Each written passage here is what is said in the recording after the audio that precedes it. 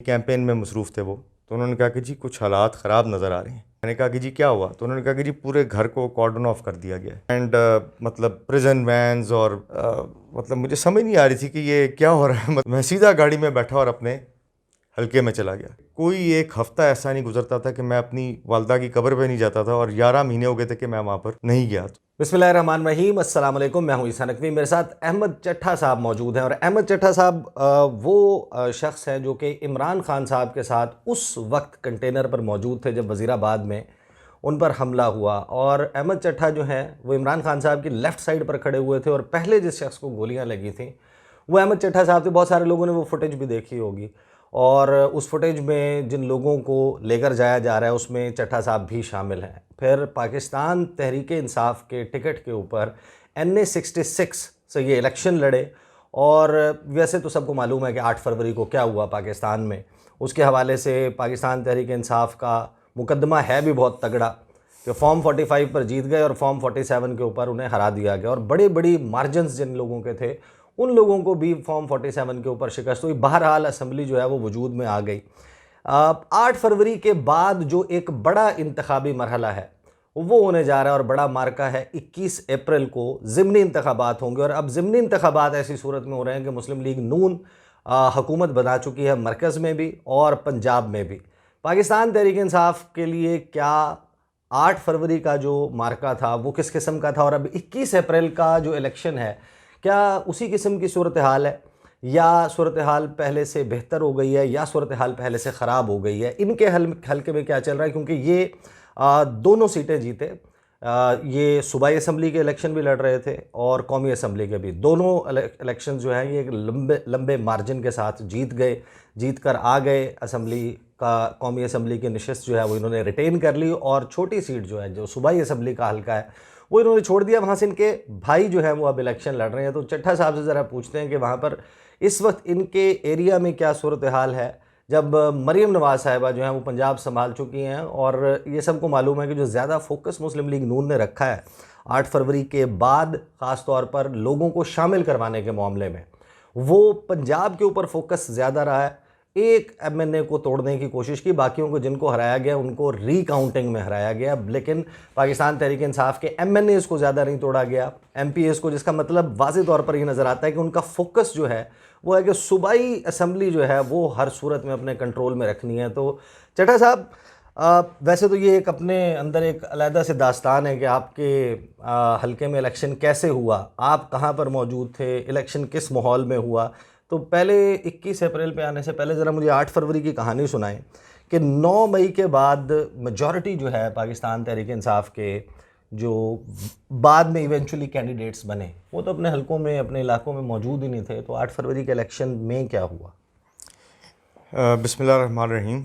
अच्छा जी, इसमें मैं पहली बात तो ये करूँगा कि 9 मई के बाद मतलब मैं बहुत कॉन्फिडेंट था कि मेरी ज़ात ने कम से कम कोई ऐसा गलत काम नहीं किया जो कि जमहूरी नॉर्म्स के बाहर हो। किसी किस्म के पुरतशद्दद एहतजाज में मेरी शिरकत नहीं थी।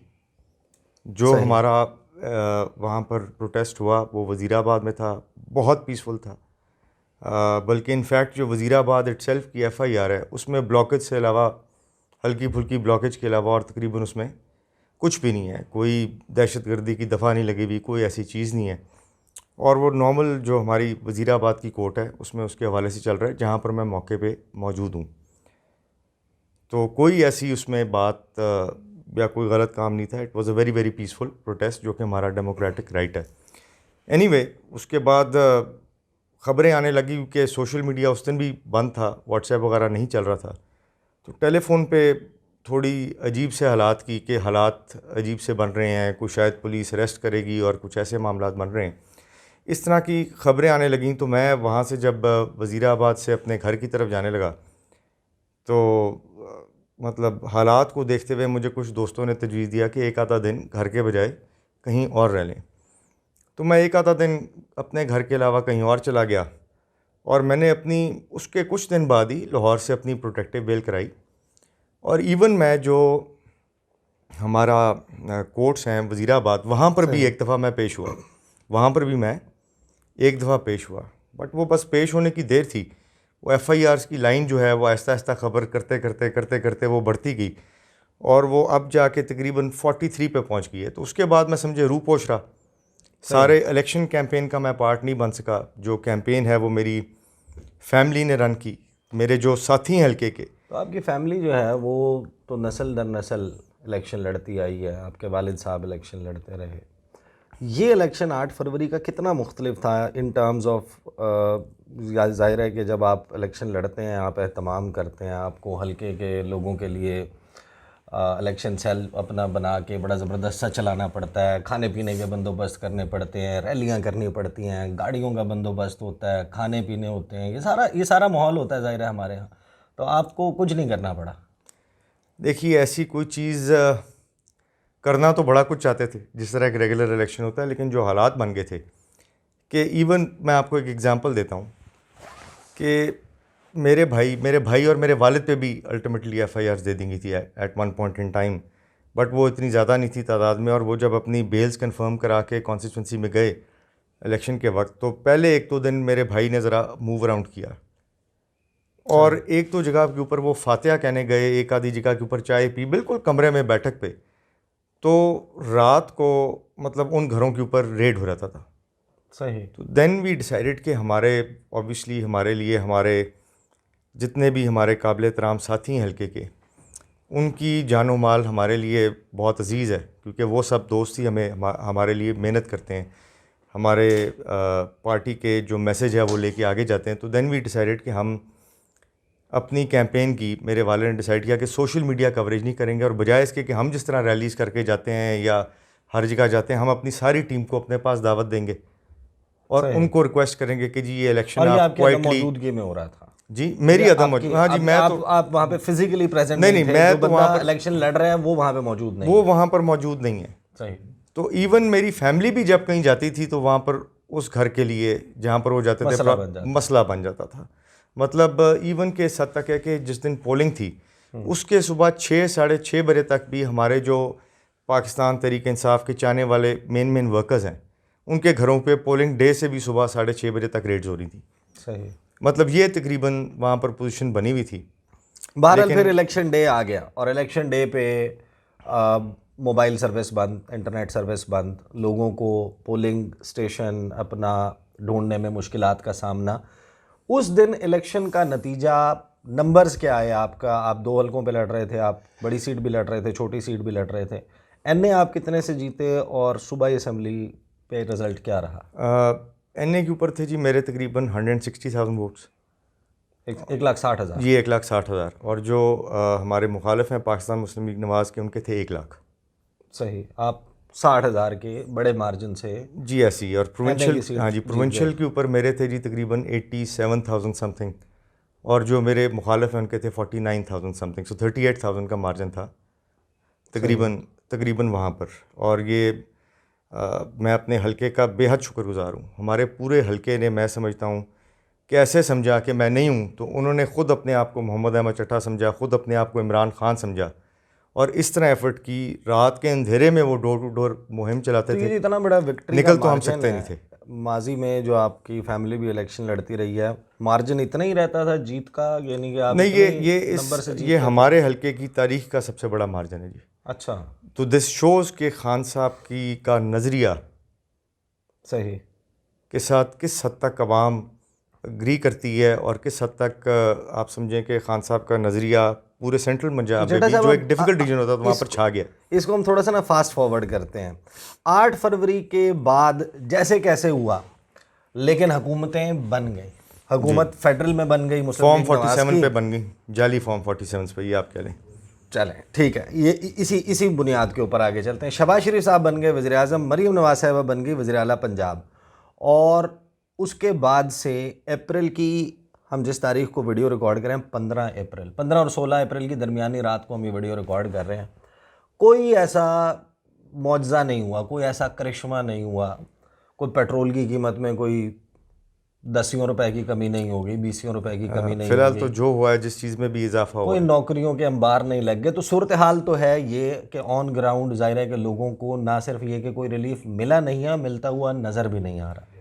तो इस सूरत में आपका क्या एक्सपेक्टेशन है कि सूबाई असम्बली की सीट जो आपने छोड़ी है वहाँ पर क्या सूरत हाल होगी, या ऑन ग्राउंड सिचुएशन है क्या हल्के में? देखिए, ऑन ग्राउंड सिचुएशन तो इस वक्त ऐसी है कि डिपेंडिंग ऑन द कास्टिंग, क्योंकि ये एक बाई इलेक्शन है, अगर कास्टिंग जनरल इलेक्शन के करीब रही या 2-4% के अंदर भी रही तो मेरा ख्याल है कि हमारी जो मार्जिन ऑफ विक्ट्री है इसमें और इजाफा होगा। अच्छा, ये मैं आपको बता रहा हूँ क्योंकि बहुत ज़्यादा लोग हमारे साथ मज़ीद ज्वाइन कर रहे हैं, और उसकी जिन्होंने मुझे भी नहीं वोट दिए अच्छा, वो लोग ज्वाइन कर रहे हैं हमारी पार्टी को, क्योंकि लोग मुस्तकबिल जो लेकिन हैं, अब कैंपेन लोग मुस्तकबिल इमरान खान साहब का देख रहे नहीं हैं। तो 2024 8 फरवरी के इलेक्शन से पहले जो है, आप ये कह रहे हो सबको मालूम है, जलसे नहीं करने दिए गए, रैलियां नहीं करने दी गई, कॉर्नर मीटिंग नहीं करने दी गई, तो क्या अब बाई इलेक्शन जो है उसके दौरान ये सब कुछ करने दिया जा रहा है?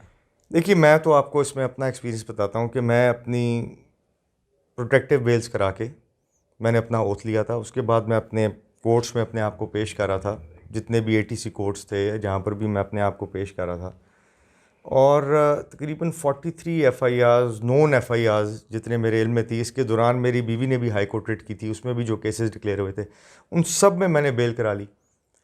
जब कोई बेल नहीं रह गई थी तो मैं अपने हलके में ईद से एक रात पहले गया for the first time in 11 months.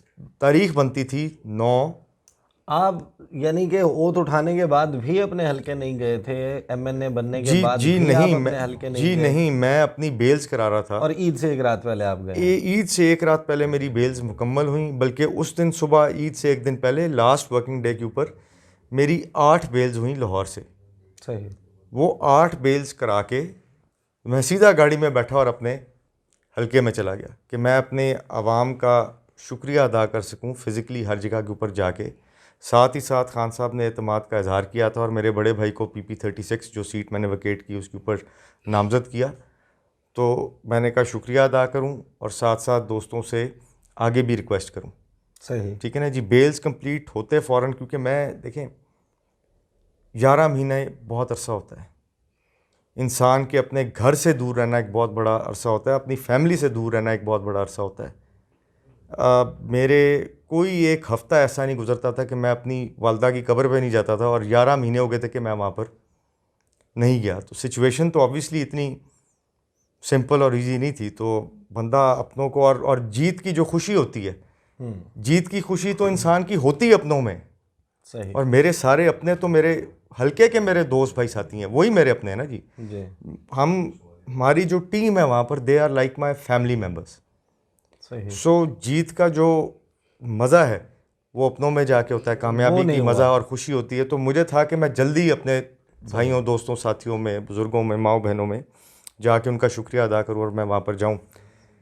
तो मैं 9th की रात को वहाँ पहुँचा, तो जैसे ही कुछ दोस्तों को पता चला, उन्होंने इनिशियल तस्वीरें कुछ दोस्तों ने ली जो वहाँ पर मेरे घर में, ऑब्वियसली कैंपेन चल रही भाई की, कुछ हद तक लोग मौजूद थे। तो रात के 2, 3, 4 बजे तक, लेट नाइट तक दोस्त मुझे आके मेरे घर में मिलते रहे।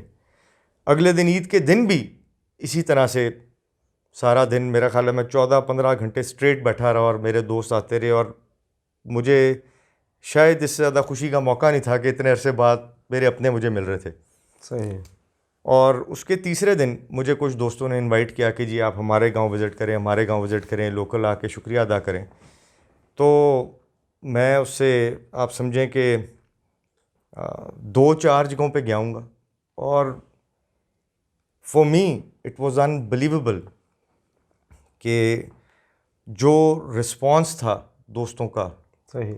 और जिस मोहब्बत से दोस्तों ने इस्तकबाल किया, मैं आपको वो एक्सप्लेन नहीं कर सकता उस वक्त की सिचुएशन और जो मामलात वहाँ पर उस वक्त बने हुए थे। लिटरली ऐसे था कि जहाँ से मैं गुज़रता था तो दोस्तों की इतनी मोहब्बत और शफ़क़त और प्यार नज़र आ रहा था कि वहाँ पर अगर बैठने की जगह 200 दोस्तों की थी तो वहाँ पर 500-700-800, मतलब यूं करके सिचुएशन बनी 3-4 जगहों पे मैं जहाँ वहाँ पर गया।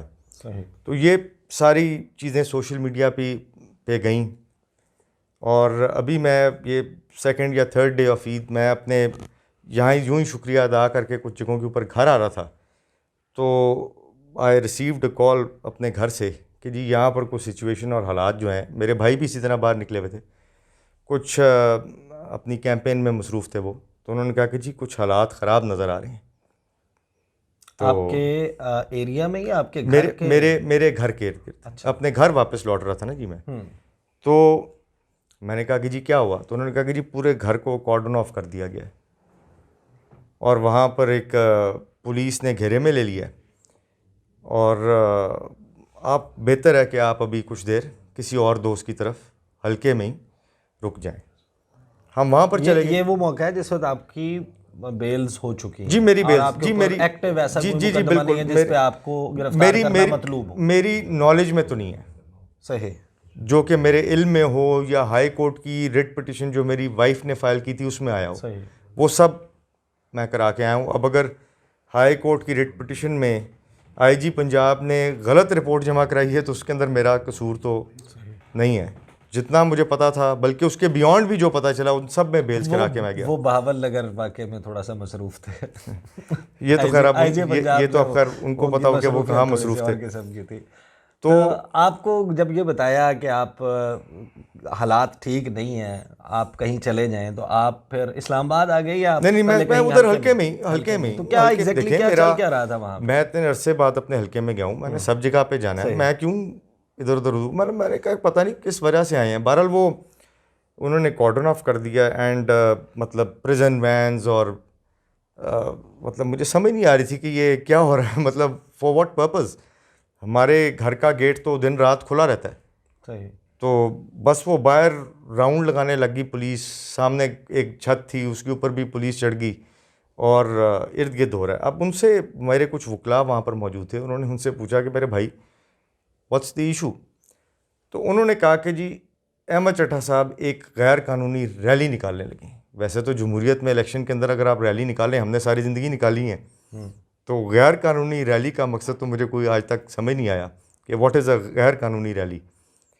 अच्छा जी, अब वो आपने वैसे कोई रैली नहीं, announce की भी हमारी थी? कोई रैली अनाउंस नहीं थी। अच्छा। कोई रैली, मैं तो बस जिस तरह शुक्रिया अदा कर रहा हूँ, अकेले गाड़ी पे निकले, कोई साथ गाड़ियाँ वगैरह भी नहीं, अकेले गाड़ी पे निकले, एक गांव गए दूसरे गांव गए, इस तरह भी शुरू ही हुआ था मैं। तो कोई ऐसी रैली अनाउंस नहीं थी, ठीक है ना जी। तो हमने कहा कि जी हमने तो कोई ऐसी रैली अनाउंस नहीं की हुई, हमने उनको ओपनली बताया। और अब मैं आपको वो डिटेल बताता हूँ कि चले मेरे घर को कॉर्डन ऑफ तो जो उन्होंने किया, मेरे वालिद वहाँ पर थे, मेरे भाई भी अभी घर नहीं पहुँचे, तो इसलिए वो भी, उनको भी मेरे वालिद ने कहा कि आप ज़रा साइड पे हो जाएं, जो इलेक्शन लड़ रहे हैं वो भी साइड पे हो जाएं। मेरी बहन वहाँ पर ईद के लिए आई हुई थी, घर में मौजूद थी, मेरी बेटी 10 ईयर ओल्ड घर में मौजूद थी, मेरी बीवी मौजूद थी और मेरे वालिद घर में मौजूद थे। और तकरीबन 3 दिन के लिए उनको वहाँ पर, आप समझें, वो घर के अंदर ही हिसार में लिए रखा। जी इसी तरह ही है, उनको वहाँ पर ब्लॉक कर दिया गया, आमद व रफ्त तकरीबन बंद कर दी गई। सही। ठीक है ना जी, तकरीबन 3 दिन के लिए ये हिसाब गया। तो आप सोचें कि किस किस्म का मेंटल प्रेशर और जो सिचुएशन वहाँ पर आवाम के लिए इर्द गिर्द क्रिएट की जा रही है, वो आपके सामने। और ये वो वक्त है जिस वक्त आप इलेक्शन शेड्यूल अनाउंस हो गया। जी जी, ये तो ईद की, मैं आपको ईद का रेफरेंस दे रहा हूँ, तो वो this is just a few days ago. नहीं तो क्या आप ये इल्म में लाए इलेक्शन कमीशन ऑफ पाकिस्तान के कि किस तरीके से एक कैंडिडेट जो इलेक्शन में हिस्सा ले रहा है उसके घर को किस तरह कॉर्डन ऑफ किया? मैं आपको इसकी बड़ी तफसील से आपको सारी बात मैं भी आपको डिटेल में बताऊंगा। अब वो इलेक्शन कमीशन के इल्म में तो अब हम ये सारी चीज़ें आहिस्ता आहिस्ता ला रहे हैं कि कैंपेन नहीं की जा रही, we are filing these applications, we are on its way. इसके पहले भी एक बहुत बड़ा प्रोसेस हुआ है, ये तो भी मैं बता रहा हूँ ना कि मैं फिज़िकली कितना रुका गया। अभी मैं I explain the entire situation. Even जिस जगह को मैंने नेक्स्ट विज़िट करना था या जिसका मेरा प्लान था कि मैं जाऊंगा वहाँ पर, उस पूरे एरिया को हमारी एक टाउन कमेटी अलीपुर चट्टा, उसको भी कॉर्डन ऑफ कर दिया गया। सही। मतलब एक ये हमारे इस पीपी के अंदर सबसे बड़ा, आप कह लें कि आप पर आपके हल्के में पाबंदी लग गई। पाबंदी लग गई, चौक चौक में पुलिस खड़ी होगी। तकरीबन अलीपुर थाना जो हमारा पुलिस स्टेशन है, वहाँ पर 250 से ज़्यादा मोटरसाइकिल्स बंद कर दिए गए, लोगों की तलाशियाँ शुरू होगी। कहीं किसी की जेब में कोई पीटीआई का फ्लैग या कोई ऐसी चीज़ या कोई इनके बैनर्स तो नहीं है कि भैया इकट्ठे होकर कोई रैली निकालने लगे, हालांकि ऐसा कोई प्लान था ही नहीं। सही। तो आपका जो और अभी तक तकरीबन आज के दिन तक उनके हालात ऐसी थे वहाँ।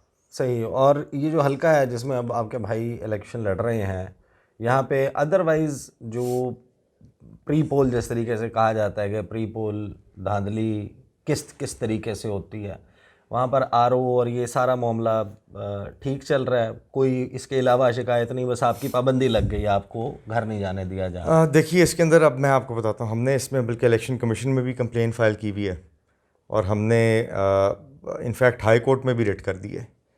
तो बहुत बड़ी चीज़ें हुई हैं। वज़ीराबाद अल्हम्दुलिल्लाह ख़ान साहब की मेहरबानी से चौधरी परवेज़ इलाही साहब ने एक नया डिस्ट्रिक्ट डिक्लेयर कर दिया था। पहले previously we were a part of Gujranwala district.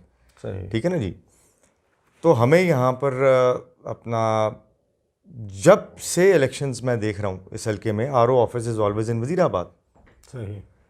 तो इस दफ़ा क्या हुआ कि एक एप्लीकेशन हमारे मंजर आम के ऊपर आई जिसके ऊपर आरओ साहब ने ये रिक्वेस्ट की हुई है कि जो सिक्योरिटी वाले हैं उन्होंने कहा कि जी वज़ीराबाद इज़ नॉट सिक्योर। हालांकि वज़ीराबाद के अंदर कभी भी पोलिंग डे जो है वो पुरअमन के अलावा और कुछ नहीं हुआ। It's is always been peaceful. कभी भी यहाँ पर कोई वायलेंस नहीं हुआ वज़ीराबाद में पोलिंग डे के हवाले से। तो इसको गुजरांवाला शिफ्ट कर दिया जाए, गुजरांवाला सिटी में। तो अच्छा, अब ये नहीं, आपका जो आरओ ऑफिस है वो उठा के अब गुजरांवाला? ये उनकी दरख्वास्त है जिसको हम समझते हैं कि वो हिडन रख के कर देंगे। इट इज़ मतलब ब्लैक एंड वाइट में, जिसमें आरओ ने डीआरओ को आगे रिकमेंड किया कि जी हमें ये गुजरांवाला शिफ्ट करने दें। सही। ठीक है ना जी। हमने इसको ऑब्वियसली इलेक्शन कमीशन में भी इसकी कंप्लेन की और चैलेंज किया। पोलिंग स्टेशंस की हालात ऐसे कर दिए गए हैं कि पहले पोलिंग स्टेशंस जो हैं 196 थे, उनको रिड्यूस करके 185 किया गया कि आपकी पोलिंग, आपकी जो टर्न आउट है उसको कम कर दिया जाए। 100 बूथ्स भी बीच में कम कर दिए गए ताकि टर्न आउट मज़ीद कम हो जाए बाई इलेक्शन के आप बाद से। अब उस कमेटी में भी हैं जिसने पंजाब के हवाले से हिकमत अमली तरतीब देनी है। अच्छा, तो 8 फरवरी का इलेक्शन जब आपने एक चीज़ मैं इसमें ऐड करना चाहता हूँ, वो बहुत बड़ी है कि आधे गांव की पोलिंग 30 किलोमीटर एक गांव के अंदर भेज दी और उस गांव की आधी पोलिंग 30 किलोमीटर वापस दूसरे गांव में भेज दी। अच्छा, जाहिर है कि ये तो एक ऐसी प्रैक्टिस है जो नई नहीं है, पाकिस्तान के इलेक्शंस में होती है। 30-30 किलोमीटर दूर हाँ, बीच में 30 100 किलोमीटर देहातों 100 देहातों के गैप पे मैंने किसी बाई इलेक्शन में नहीं होते देखा कि 30-30 किलोमीटर दूर पोलिंग स्टेशन यहाँ डाल दिए जाएं। और वो भी ये नहीं कि सारा गांव वहाँ भेज दिया, आधा गांव एक ब्लॉक उठा के पूरा पोलिंग स्कीम में उधर भेज दिया, उधर का एक ब्लॉक उठा के इधर भेज दिया। ये नहीं कि उसको वहाँ रखा है। सही। देहातों के ब्लॉक्स आपस में इंटरचेंज कर लिए कि भाई ये गांव, यानी कि यही बात है ना कि मेरे घर में पोलिंग स्टेशन है और मैं यहाँ पे वोट नहीं डाल सकता, मैं 30 किलोमीटर दूर जाके डालूंगा। और this is been done officially, certified polling scheme है मेरे पास। ये नहीं कि अनऑफिशियली किया, ऑफिशियल पोलिंग स्कीम में ये किया, ये जुल्म किया है कि लोगों को 30-30 किलोमीटर दूर भेज दिया। सही। तो अब मुझे ये बताएं कि जो सबसे बड़ा मसला 8 फरवरी को आप लोगों ने सीखा होगा वो ये था कि फॉर्म लोग भी आ गए, बावजूद आपके जितनी भी कोई पाबंदियां हैं, कैंपेन ना करने के बाद भी लोग निकल आए, वोट उन्होंने डाल दिया। वोट डाल भी दिया और वोट काउंट भी हो गया। पहले तो और मसाइल थे ना, अब तो मसला ये है कि काउंट भी हो गया, वो लिखा भी गया, उसकी कॉपी भी मिल गई, वो मिल गया फॉर्म 45। तो फॉर्म 45 पे तो लोग जीत ही नहीं रहे। फॉर्म 47 का मामला इस वक्त how you are strategising this? देखिए जी, कंसिडरिंग कि आपका 8 फरवरी का भी कम से कम ये वाला एक्सपीरियंस तो हो गया ना, 45-47 वाला। देखिए मैं आपको इसमें बताता हूँ कि जी पहली बात तो जो इस वक्त ज़ुबान ज़दे आम या मशहूर है, अगेन ये तो अब वक्त गुजरेगा तो पता चलेगा, वो तो ये है कि जी कि वज़ीर आला ऑफिस से, रादर मैं कहूँगा जाली वज़ीर आला के ऑफिस से ये कहा गया है कि फॉर्म 47 बड़ा बदनाम हो गया है, तो फॉर्म 45 ही नहीं इशू करने। अच्छा, कि फॉर्म 45 ही नहीं इशू करने, यानी उन पोलिंग स्टेशंस के ऊपर आप कह रहे हैं कि जो के फॉर्म 45 ही नहीं इशू करने। ये ज़ुबान ज़दे आम है अगेन कि जी और अगर इशू करने हैं तो ऑब्वियसली घपले के साथ इशू करने। लेकिन आपके पोलिंग एजेंट्स तो वहाँ पे मौजूद होंगे। और मशहूर ये है कि हाँ, मशहूर ये है कि क्योंकि अब ये एक बाई इलेक्शन है तो यहाँ पर बहुत ज़्यादा पुलिस हर पोलिंग स्टेशन पे मौजूद होगी जो कि हमारे पोलिंग एजेंट्स को उठा के इधर उधर कर देगी। ये आपके खदशात हैं ऑब्वियसली। अभी 21 अप्रैल हमने देखना है कि 21 अप्रैल मैं तो इसीलिए पहली बात ये की कि ये तो अब वक्त आएगा तो पता चलेगा। लेकिन जो बात मशहूर की जा रही है, जो ज़ुबान ज़दे आम है इस वक्त के जी, ये स्ट्रैटेजी बन रही है कि पोलिंग एजेंट्स को वहाँ से इधर उधर कर दिया जाएगा या उठा दिया जाएगा। तो ये मुझे एक बात बताएं, टुवर्ड्स द एंड फिर फॉर्म 47 अगली चीज़ है, फॉर्म फिर 47 अगली वो अगली चीज़ है। फ़र्ज़ किया, वो कहते हैं कि जी फिर भी इनकी लीड, क्योंकि देखें 38,000 का मार्जिन कोई छोटा मार्जिन तो नहीं है, और हालात ग्राउंड पे पहले से भी बेहतर हो रहे हैं, जिस तरह के मैंने आपको शुरू में बताया। तो इसको मद्देनज़र रखते हुए अगर फिर भी जीत गए तो फिर कहा जा रहा है कि जी जो RO साहब हैं उनको हुक्म है कि वो फॉर्म 47 भी ना इशू करें। सो पहले फॉर्म 45 से इशू के, बट ये अगेन ये तो अब वक्त बताएगा कि क्या होता है और क्या नहीं होता ये तो लोग कोई भी प्रोफेशन अडॉप्ट करते हैं, कोई भी काम करते हैं, तो उसमें उनके जहन में एक एम होता है कि मैं मीडिया ज्वाइन करूंगा। किसी के जहन में होगा मैं कॉलमिस्ट बन जाऊं, कोई चाहता होगा मैं प्रोग्राम एंकर बन जाऊं, कोई कहता होगा मैं डायरेक्टर न्यूज़ बन जाऊं, मैं स्पेशल कॉरेस्पॉन्डेंट बन जाऊं। इसी तरह जब आप सियासत शुरू करते हैं तो ये एम किसी का नहीं होता मैं काउंसलर बन जाऊं। अल्टीमेटली हर बंदा जो है वो इवेंचुअली चाहता है कि वो उन चुनिंदा लोगों में शामिल हो जो यहाँ पर कौमी असम्बली में बैठकर आवाम की नुमाइंदगी करते हैं। लेकिन ये जो आपने ऑर्डील सुनाई है, जो कहानी सुनाई है कि MNA बन के भी आपको तो चैन मैसर नहीं हुआ, इस तमाम वक्त के दौरान ये जो 10-11 महीने जो आपने गुजारे, आपके जहन में ये आया कि आपको तर्क कर देनी चाहिए पॉलिटिक्स, या आप भी एक इंटरव्यू दें, प्रेस कॉन्फ्रेंस करें और वो जहांगीर तरीन साहब का घोंसला उन्होंने बनाया था उधर चले जाएं, कोई इस किस्म का? इस किस्म की सोच मेरे ज़हन में तो नहीं आई एक दफ़ा भी। तो आप कायम दायम खड़े हैं जी बिल्कुल, तहरीक इंसाफ के साथ? आपको लगता है कि ये घाटे का सौदा नहीं है किसी बिल्कुल कायम दायम खड़े जी। सही। देखिए इसमें बात यह है कि मेरी टेक्निकली पहली पॉलिटिकल पार्टी जो है वो PTI, और मैंने बड़ी सोच समझ के ज्वाइन की थी। सही। ठीक है ना जी, बड़ी सोच समझ के ज्वाइन की थी, क्योंकि मेरे ख़ानदान के अंदर कभी किसी ने करप्शन नहीं की, इसलिए मुझे करप्शन से बड़ी सख्त चिढ़ है। तो जब खान साहब ने करप्शन के अगेंस्ट नारा लगाया और स्टार्ट हुए तो मुझे बड़ा ये पसंद आया। और मैं बाय द वे, बल्कि मेरे फैमिली की ट्रेडिशन सारी मुस्लिम लीग है। मेरे वालिद ने, हम नून लीग में कभी नहीं रहे, वो अपने मुस्लिम लीग के हेड थे और इलेक्शंस उस तरह लड़े। जब वो सियासत उन्होंने छोड़ी और अल्टीमेटली जब मुझे कहा फ़ैसला करें तो मैंने डायरेक्टली मैं फिर सही। बहरहाल आप कॉन्फिडेंट हैं कि आपके हलके में इस वक्त आवाम आपके साथ खड़ी है? जी बिल्कुल बिल्कुल, एब्सोल्युटली खड़ी है। और आप इसको कन्वर्ट कर पाएंगे इनटू इलेक्टोरल विक्ट्री? जी इंशाल्लाह इंशाल्लाह। ज़ाहिर है कि ये सिर्फ एक कहानी नहीं है। अहमद चट्ठा साहब जो हैं वो वज़ीराबाद से ताल्लुक़ है। मैंने आगाज़ में आपको इंट्रोडक्शन करवाया था कि वो शख्स जो कि इमरान खान साहब के साथ मौजूद था जब कंटेनर के ऊपर फायरिंग हुई और उनको गोलियां भी लगीं, और उसकी आफ्टर मैथ में किस सूरत हाल से गुज़रे, ये तो वो चंद कहानियाँ भी हम लोगों के सामने आई हैं। कुछ लोगों ने इंटरव्यूज़ दिए हैं, कुछ लोग मीडिया में सामने आए हैं, लेकिन every second person Pakistan Tehreek Insaf का, ख़ास तौर पर जो इलेक्टोरल पॉलिटिक्स का हिस्सा था, जो कैंडिडेट था या मुमकिन तौर पर कैंडिडेट हो सकता था, ऐसी सैकड़ों कहानियाँ हैं। और बहुत सारे लोग शायद एक मुनासिब वक्त का इंतज़ार कर रहे हैं कि हम कब बोलेंगे या कब अपनी ऑर्डील, अपनी कहानी जो है वो सामने रखेंगे। बहरहाल ये एक ऐसा मरहला है 21 अप्रैल का, जो एक और टेस्ट है पाकिस्तान तहरीक इंसाफ का। 8 फरवरी ज़ाहिर है कि पूरे मुल्क में इलेक्शन था तो उसको संभालना शायद थोड़ा सा मुश्किल था, लेकिन 21 अप्रैल जो है वो चंद हलकों में होगा तो वहाँ पर फोकस करना आसान होगा। देखते हैं कि मरीम नवाज साहिबा जैसे चीफ़ मिनिस्टर हैं और उनके चचा शहबाज शरीफ साहब, जिन्होंने अभी तक ऐसा कुछ नहीं किया जिससे आवाम के दिल मौम हो जाएं या तब्दील हो जाए। तब्दील हो जाते हैं लोगों के, किसी के परफॉर्म करने और ना करने के ऊपर भी इन्हिसार बहुत हद तक होता है। लेकिन 21 अप्रैल के इलेक्शन का क्या नतीजा निकलता है, किस तरीके से मामलात उस वक्त तक अनफोल्ड होते हैं, उसके लिए ज़ाहिर है कि हमें इंतज़ार करना होगा। अब तक के लिए इतना इजाज़त दीजिए। अल्लाह हाफ़िज़।